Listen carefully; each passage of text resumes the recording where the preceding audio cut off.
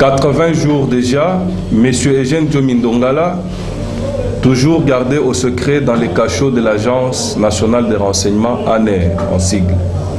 Il vous souviendra que M.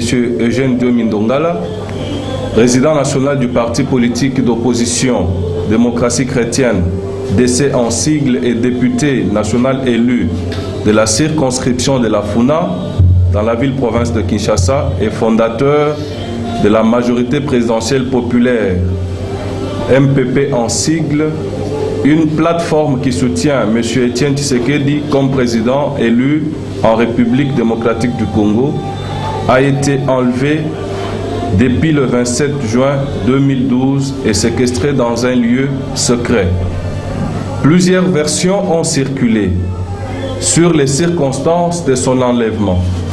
Mais après investigation fouillée, il apparaît que M. Eugène Diomi Ndongala, lorsqu'il fut enlevé, a été amené sous haute surveillance par les services spéciaux de la République démocratique du Congo auprès du conseiller spécial du chef de l'État dans la nuit du 27 au 28 juillet 2012, où il a été soumis à un interrogatoire serré de la part du lieutenant-colonel Tumba et de M.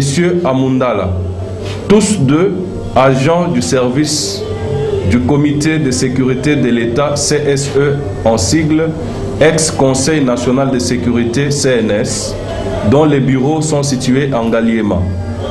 Après cet interrogatoire, son dossier a été transmis à M. Akala, qui est le chargé des opérations sur terrain à l'ANR. Et M.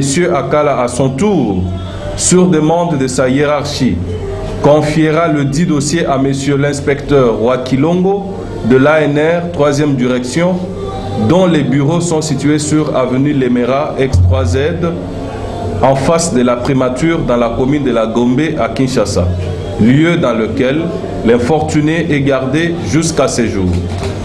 Les collectifs des organisations non gouvernementales des droits de l'homme déplorent le fait que, bien que le dossier de M. Eugène Diomi Ndongala soit instruit au niveau du parquet général de la République, celui-ci soit toujours entre les mains des services de sécurité en violation de l'article 18 de la Constitution qui dispose: toute personne arrêtée doit être immédiatement informée des motifs de son arrestation et de toute accusation portée contre elle, et ce, dans la langue qu'elle comprend. Elle doit être immédiatement informée de ses droits. La personne gardée à vue a le droit d'entrer immédiatement en contact avec sa famille ou avec son conseil. La garde à vue ne peut excéder 48 heures. À l'expiration de ce délai, la personne gardée à vue doit être relâchée ou mise à la disposition de l'autorité judiciaire compétente. Tout détenu doit bénéficier d'un traitement qui préserve sa vie, sa santé physique et mentale ainsi que sa dignité. En outre, l'article 17 renchérit: la liberté individuelle est garantie et elle est la règle et la détention l'exception. Eu égard à ce qui précède, les collectifs des ONGH exigent la libération immédiate et sans condition de M. Eugène Diomi Ndongala ou son transfert devant l'autorité judiciaire compétente au cas où des faits infractionnels seraient retenus contre sa personne. L'ouverture d'une enquête indépendante sur les circonstances de son enlèvement et sa détention illégale et anormalement prolongée dans les cachots de l'ANR jusqu'à ces jours. L'ouverture d'une action judiciaire à charge de toute personne impliquée de loin ou de près dans son enlèvement et sa détention. Toutefois, les collectifs des ONGDH restent saisis de la question. Voilà, mesdames, mesdemoiselles et messieurs. 5 premières questions. De satisfaire à... Dernièrement, les porte-parole du gouvernement est intervenu. Le gouvernement cherche M. Diomi pour les traduire à la justice. Il trouve vraiment aimé. Jusqu'hier, qui dit vrai, en tout cas les...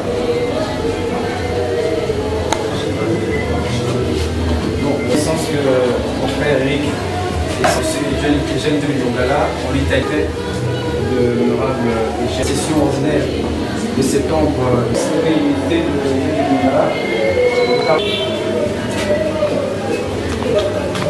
Et toujours dans le même ordre, vous êtes tous d'accord? Quant à la question de savoir si les recettes que viennent de vous donner les ONGDH sont véridiques, j'ai l'avantage en tant que conseil du Parti politique démocratie chrétienne et de la famille de l'honorable Diomi Ndongala de vous dire ou de vous informer qu'il y a de cela plus de 3 semaines, j'ai adressé une lettre au ministre de l'Intérieur et à l'administrateur général de l'ANR pour me permettre, en tant que conseil de M. Diomi Ndongala, de visiter l'ANR et de rencontrer mon client. À ce jour, ni l'ANR, ni le ministre, personne, et je dis bien personne, n'a daigné réserver une suite à ma lettre. Si ça n'est une, c'est le silence.